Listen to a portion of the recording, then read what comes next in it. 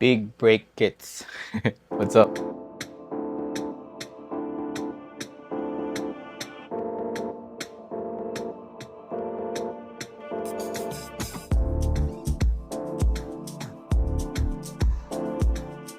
So I'm currently in my room right now, and I haven't really been going around or like having a long drive, except I think this past weekend I went with a YKZ. We went for a quick tanay, and it was spontaneous. And I think we came home about 6 a.m. in the morning. So it was really tiring, but it was fun. I'll be talking about the pros and cons with my big brake kits installation and what happened during the installation, and then the immediate things that you will feel once you change the big brake kits. And I will try to be as detailed as possible, especially for my Mazda friends there. Mazda 3 friends, Hatchback. So let's go. I have a notes because as mentioned a while ago, I'll try to be as detailed as possible. Let's go for the cons. The number one is heavy. The rotor that I've changed with is a 355 size. So comparing to the stock rotor, the weight difference is about 5 kilograms, I think, because the stock rotor is about 6 or 7 kilograms, and the 355 that I've changed is about 11 or 12. So I've tried to weight as much as possible, and the difference is really big. I think in my previous video I mentioned that my steering wheel became lighter, and right now I think it's almost the same when I was using my Rota Titan. I wasn't able to measure the caliper, stock caliper, especially in front, because when I tried to measure it, it has been installed.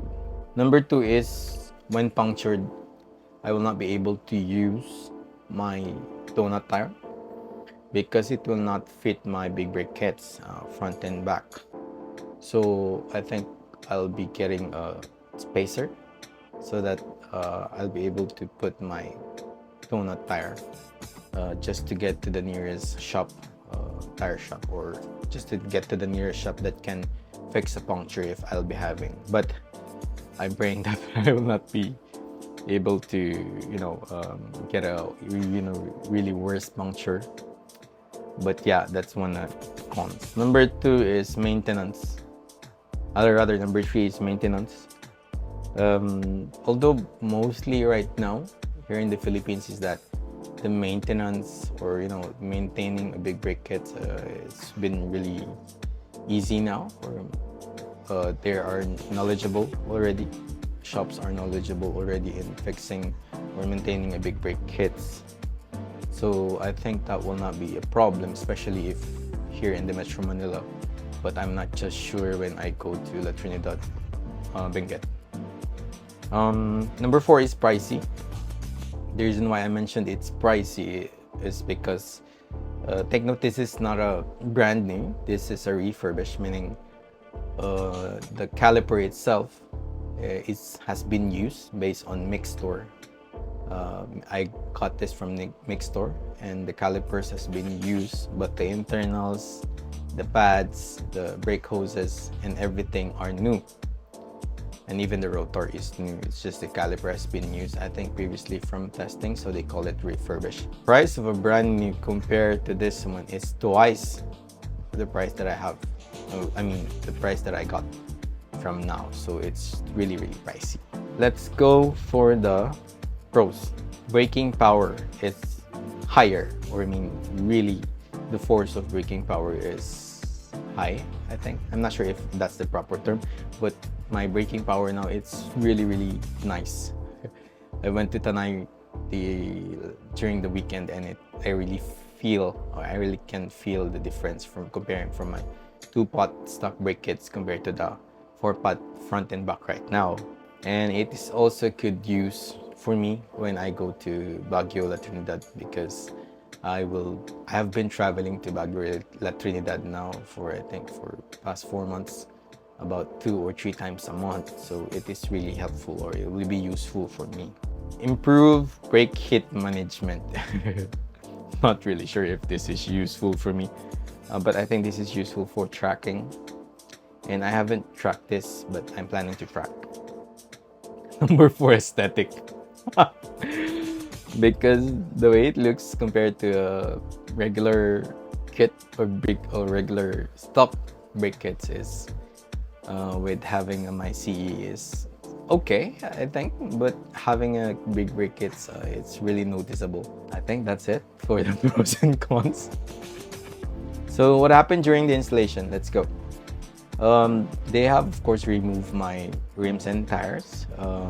During the installation process is that in the front part is they have removed what can I say, brake rotor plate in front, because this is part is just near back the stock rotor, not comparing to the one in the back.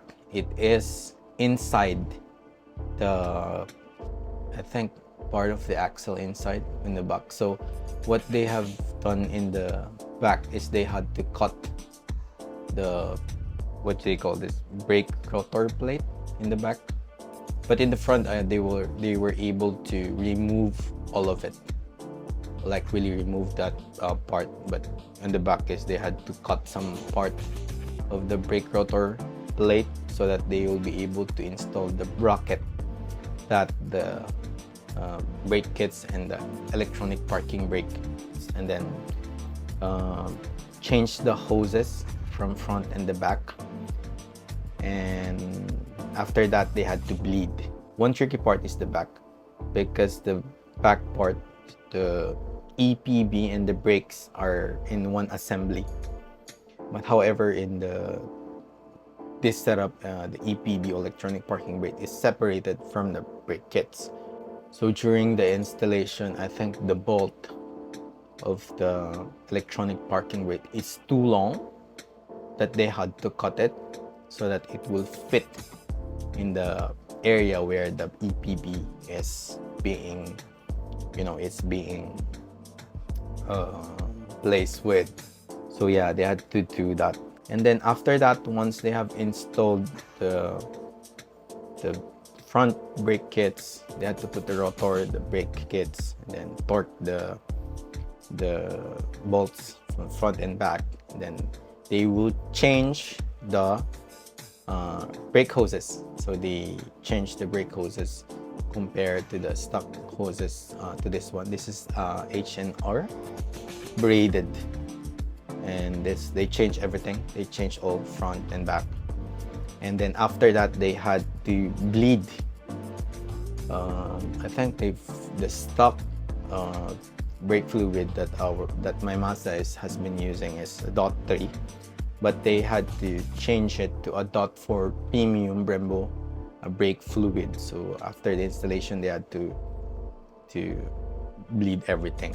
Yeah, as mentioned a while ago, the installation really took time in the back because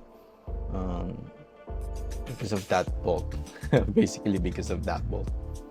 It's just sad that they weren't able to remove the brake rotor plate at the back. Instead of cutting, I wanted it to be removed, but then again, this part needed to be removed so that the brake plate rotor will be removed also. So I just mentioned, just cut it. And after that, they put my tires, my rims, torqued it to the spec, then went for a test ride. Immediately I noticed the difference of the brakes. It's really, I'm not sure the term, it's really sticky. But once you tap into the brake, is the force or the braking power is already there.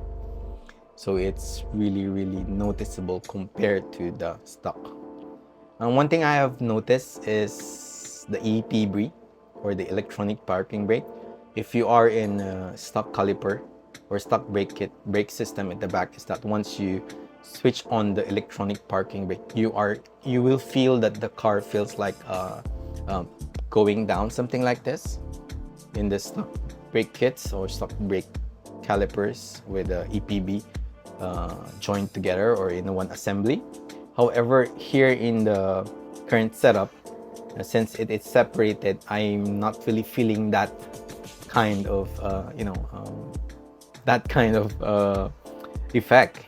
So what I did is that I went to downhill, put my car into neutral. Of course, my foot is in the brake to assist, but I'm not really pressing it, and then left the car slide, roll down a bit, and then pulled in my electronic parking brake, and suddenly the car went like this. So, it's just a good thing that a testing for me to know if the electronic parking brake is really working.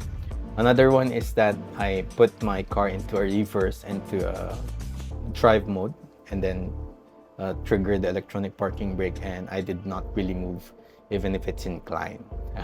Thanks to Shadow in IG in Instagram for letting me do that kind of testing. Lastly, I think you have to take note of your rims once you change from stock brake kit or stock brake system to a big brake kit. Is that you need to check your rims fitment or the offset. My current offset is 18.8.5 plus 45, so you have to take note of the rotor size, if it's 4-pot or 6-pot, and the offset, because as mentioned in my previous content, Gore right now is an 18.9 plus 40 or 42, and he got a 6-pot AP Racing with a 355 rotor. Fortunately, his rotor doesn't fit with current rim setup, so they had to reduce the rotor so that it will shrink a bit, and it will the brake kits enter a bit so that it will not hit the sides of his rims. So yeah, and I think you also need to check for an alignment. I'm not really sure if my rims right now are not aligned, but yeah, it's just been, I think, going for 2 weeks now since I installed it, so I haven't really felt anything weird except for the spongy, but now it has been solved. And then there is a bit shaking during the first time that it's installed, but now it's gone, so I didn't really know what happened. But yeah, I'll be updating you probably after a month or two, since I'll be going back to Mikstore in 2 months for maintenance, or like first month checkup. So thanks for watching. Here are some clips of my previous setup without the big brake kits to my new setup. Thanks for watching. See you around. Bye.